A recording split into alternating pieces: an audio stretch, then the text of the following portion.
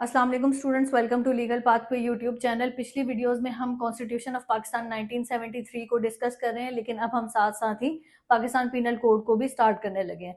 Pakistan penal code के बारे में अगर हम बात करें तो ये एक सब्सटेंटिव क्रिमिनल लॉ है जो ये बताता है कि जुर्म क्या होता है, क्राइम क्या होता है, मतलब कि कौन सा एक्ट जो है वो जुर्म है, उस जुर्म की पनिशमेंट क्या होगी और ये सारा कुछ। अगर हम इसकी हिस्ट्री में जाएं तो हिस्ट्री में जाकर हमें क्या पता चलता है कि पाकिस्तान पीनल कोड 1860 में ब्रिटिश इंडिया के लिए बनाया गया था और ये ड्राफ्ट जो किया था ये लॉर्ड मैकले ने किया था।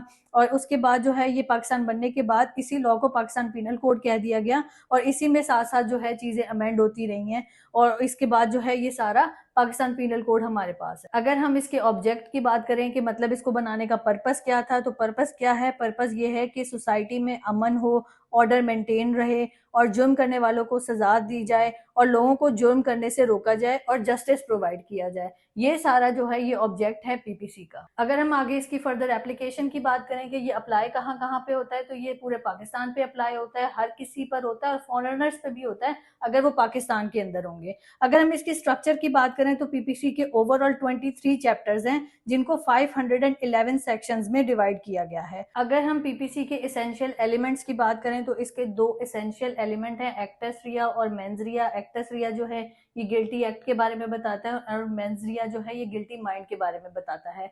दोनों ही इंपॉर्टेंट एलिमेंट हैं और दोनों जो है ये दोनों जुर्म बताते हैं।